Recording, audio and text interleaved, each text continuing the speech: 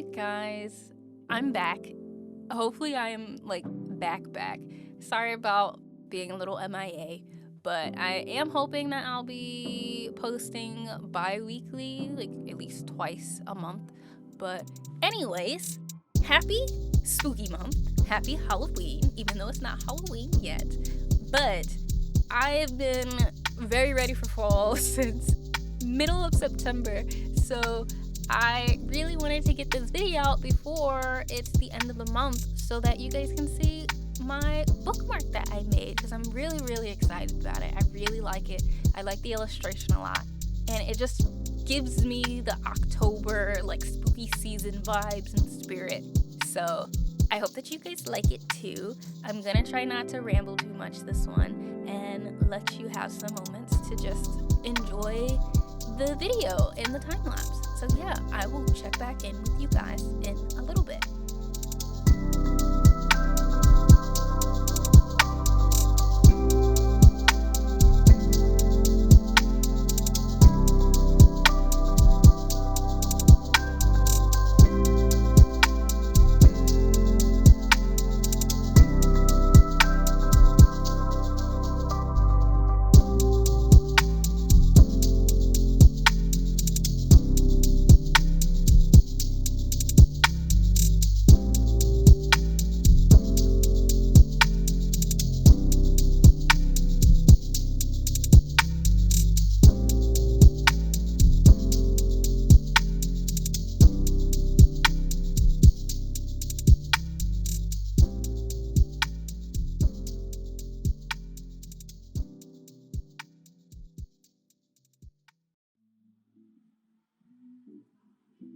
So at first, when I was doing this bookmark, I was thinking I would just make the back simple, like how I've made some of my other ones where I just kind of put my name.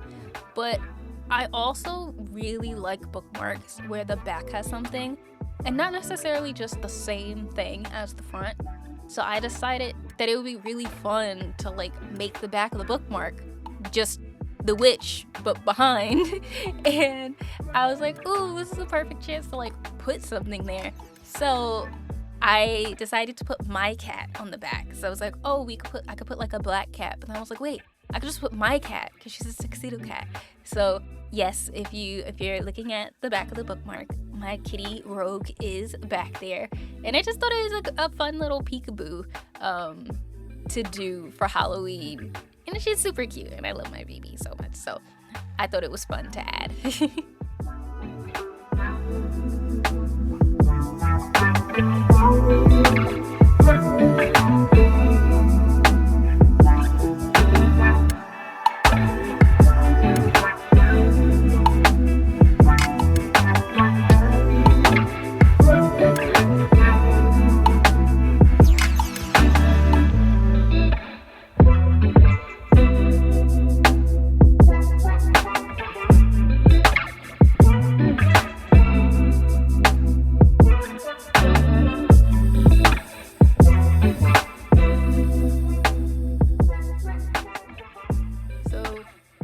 I know it's goes super fast, but I did want to kind of talk about color, because if you look at the top, you see all those various little colors and stuff, and that's because I'm really trying my best lately to focus more on my color palettes and the mood and making sure everything feels cohesive and complete, because I don't know about anybody else, but color was always a struggle for me.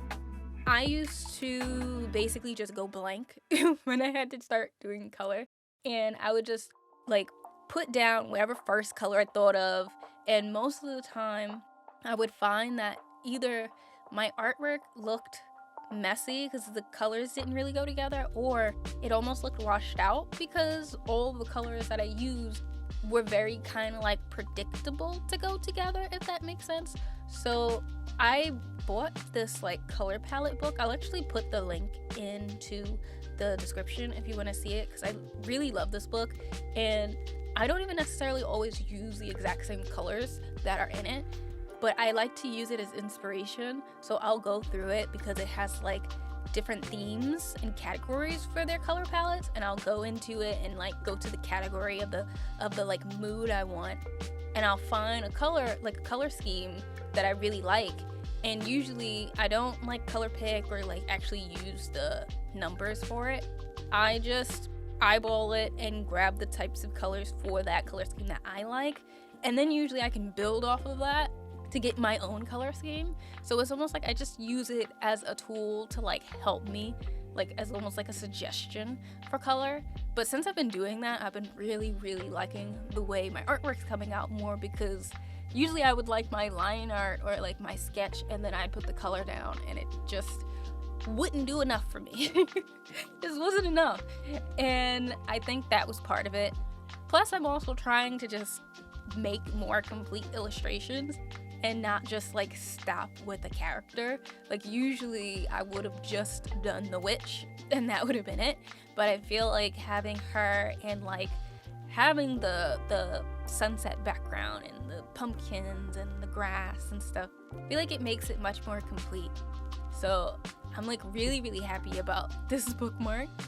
And honestly, you'll see it in a little bit, the completed one, but if you like the bookmark too, it is up in my shop, along with another bookmark that I did, and there's a couple other like Halloween themed artwork that you can always feel free to check out.